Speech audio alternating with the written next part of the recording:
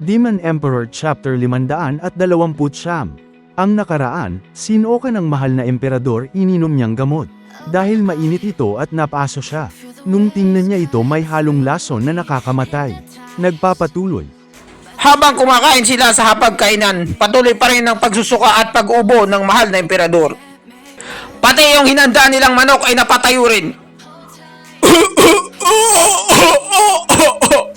Daddy, ayos ka lang ba? Kumusta ang pakiramdam mo? Paano nangyaring may lason yung gamot mo? Ikaw ang may kagagawa nito.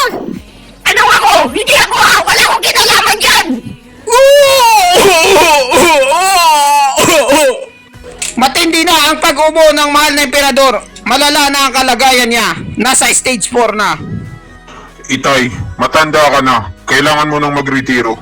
Nabigla si Yuning at ang emperador dahil sa sinabi ng mahal na prinsipe. Anong sabi mo? Ito na ang oras para bumaba ka sa iyong pwesto. Malala na yung sakit mo.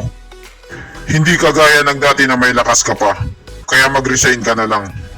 Malakid kuya! Ikaw ba ang may kagagawa nito kay ama?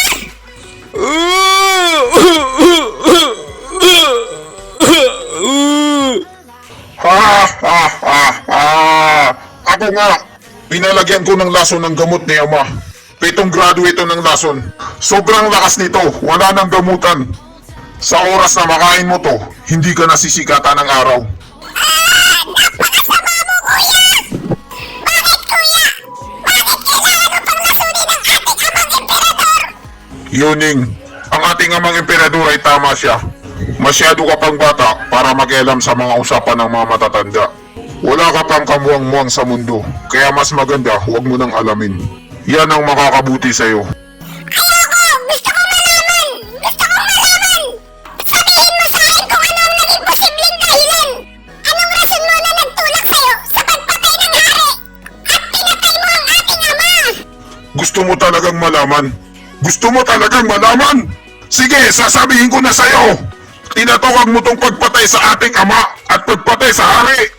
Pero ang ating buting ama, kailanman hindi niya ako itinuring na sarili niyang anak. Isa lamang akong hamak na tau-tauhan para sa mga laro niya. Parang may kinikim-kim na galit ang mahal na prinsipe sa emperador. Paano ka nakakapagsalita ng ganyan sa amang emperador? Wala kang galang sa mga magulang mo! Pinalagi ka nilang marangal! Kahit sabihin pa natin na siyang nagpapasok ng mga mananakop sa ating lupain! Pero kailanman, hindi ka niya kinalimutan bilang anak! Kung ayaw mong maniwala, tanungin mo siya. Huwag ako ang tinatanong mo. Kung talaga nga bang hindi niya nagawa yon kahit ni minsan. Naipit na ako dito sa bangayan nila. Oo, tama ka. Maaari mo bang sabihin sa akin, mahal na prinsipe, kailan ako may nagawang masama sa'yo? Ha ha ha ha ha. Ha ha ha ha. Gusto mo talagang sabihin ko sa'yo ng harap-harapan ang totoo? Para naman maintindihan mo ang iniisip ng saloobin ko. Wala na akong pakialam sa lahat. Ipapaliwanag ko na sa inyo at maglalabasan na tayo ng baho. Ginawa niyo akong mahal na prinsipe ng bansang ito. Pero wala talaga kayong balak na ipamana sa akin ng trono. Para sa inyo, isa lang akong basahan. Panagibutas lang ako para kay Taba. Ba't ka nanduduro? Huwag mo akong dinuduro ah. Sige, ituloy mo lang yung sinasabi mo. May kakalagyan ka sa akin. Akala mo natatakot ako sa'yo? Matanda ka? Ang emperador ay isang namumuno at ang pinakamataas na rangko. At alam niya lahat ang mga nangyayari sa buong kapaligiran. Wala siyang pinapalagpas na chismis na hindi niya naririnig sa buong Luzon. Sa nakalipas na ilang dekada, si Taba lang ang pinagbibigyan mo na makapag-unwind at makapag-travel sa iba't ibang lugar. Para madali na lang para sa kanya ang lahat, binibigyan mo siya ng easy life para sa kinabukasan na tungkulin niya. Kunwari lang hindi mo siya gusto, kaya binibigay mo sa kanya mga pangit na gawain at madadali lang. Pero ang katotohanan, siya talagang paborito mo sa aming apat. Inilayo mo siya sa amin para maprotektahan. At lahat ng ibinibigay mo sa kanyang trabaho ay tungkulin ng isang emperador.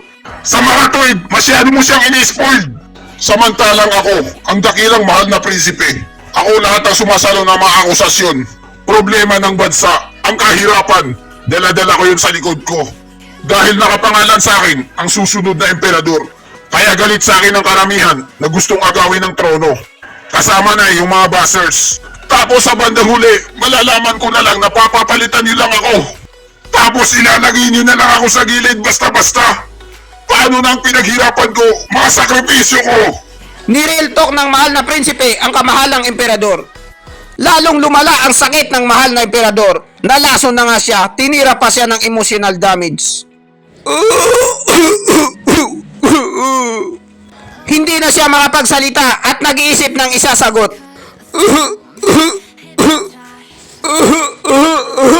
Mahal na prinsipe, maniwala ka man sa hindi. Hindi ko pa nagagawa ni minsan na pabayaan ka at iwan ka sa ere. Medyo na-touch naman ang mahal na prinsipe sa sinabi ng mahal na emperador. Halata sa mukha niya. Ha ha ha ha! Ha ha ha ha! Ginagago mo pa rin ako kahit ngayon. Huwag mo na akong subukan lokohin. Nung huling talumpati mo, alam ko na nakapili ka na. Napakasakit para sa akin. Malinaw na sa akin ang lahat dahil nalaman ko na ang totoo. Ibinigay niyo sa ikalawang prinsipe ang mga tauhan niyo para sa kapayapaan. Ibinigay niyo sa akin ang tungkod ni Dakila, simbolo ng kapangyarihan at kaunlaran. At magawa ko ang lahat ng aking minimithi. Sa sobrang galit ng mahal na prinsipe, kinalmot niya yung lamesa at nagkaroon ng bakat. At ano ang sinabi niyo kay Taba? Wala siyang reward. Hindi na may pintang mukha ng mahal na prinsipe. Wala nang gentleman look. Ah! Isa lang ang ibig sabihin nun. Ang emperador lang ang walang gantipala sa mundong ito. Sa tingin mo ba isa akong gonggong na hindi ko alam? Mas malinaw pa sa umaga na hindi mo talaga ako mahal. Wala ka talagang pakialam sa mahal na prinsipe. Masakit kuya! Nagkakamali ka sa iniisip mo! Paano nangyaring sumagi sa isip mo yan? At pati agad! Dahil lang sa isang salita! At ang tingin mo sa ating ama ay ayaw niya na sa'yo at gusto ka niya nang itapon! Mahal na prinsipe, ito ba ang dahilan kaya ka nagpadala ng maraming mamamatay tao? Sa ikatlong kapatid mo? Nabigla si Yuning sa narinig niya. Anong sabi mo? Na dapat daw naririnig ko? Alamin kuya! Pati rin ba si Taba? Gusto mo na rin patayin? Sagutin mo oo! Yung totoo! Matagal ko nang alam ang chismis na to. 1 taon na. Mahal na prinsipe, nagpapadala ka ng mga tauhan mo. Sunod-sunod at paulit-ulit. Kahit ipinadala ko na siya sa Wincasa City. Napakalayo na ng lugar na yun. Ilang milya na ang layo sa kapitolyo ng imperyo. Pero ang mga mamamatay tao ay nakabuntot pa rin sa kanila na parang linta.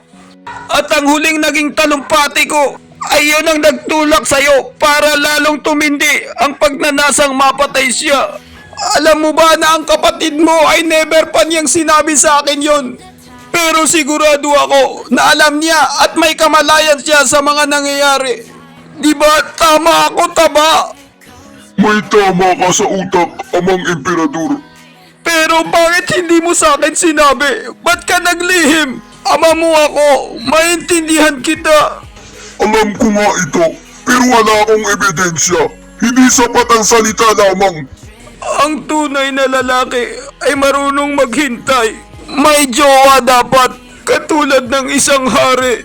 Kamahalang prinsipe, sinabi mo na pinapaboran ko ang ikatlong kapatid mo. At tama ka sa sinabi mo. Pero naisip mo ba ni minsan kung bakit siya ang gusto ko? Masyado ka kasing makulit sa maraming seremonya at madaling magalit. Isa kang high blood na tao. Kapag may katunggali ka, dapat tapusin mo na siya sa unang tira pa lang. Dahil kung hindi mo na magagawa yon at huwag mo nang subukan, masisira ang buhay mo. Kinabhan at nanginig ang mahal na prinsipe dahil salita yon ni Digong. Sa buong buhay mo, ilang beses mo ba ginawa yon sa mga nakalipas na taon? At minsan ay hindi ka nagwagi. Napakasakit mo sa mata. Isa kang kahihiyan. Na-disappoint ako sa'yo.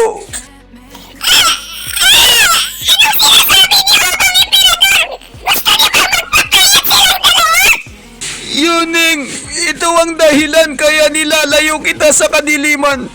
Hindi kita isinasali sa usapang seryoso. Mantok, ang trono ay iisa lang. At ang makakapagsuot nito ay kung sinong mangingibabaw sa lahat ng patayan. At siya ang nag-iisang maghahari sa buong Luzon. At tagapagtanggol ng Yowen clan at ang lupain nito. Naging seryoso ang mukha ni Taba nang marinig ito. At lalong lumaki ang kanyang pisngi at baba, hindi na kasya sa screen. At dito nagtatapos ang chapter 529. Maraming salamat po sa panunood. Mag-subscribe para laging updated sa buhay ni Chupa.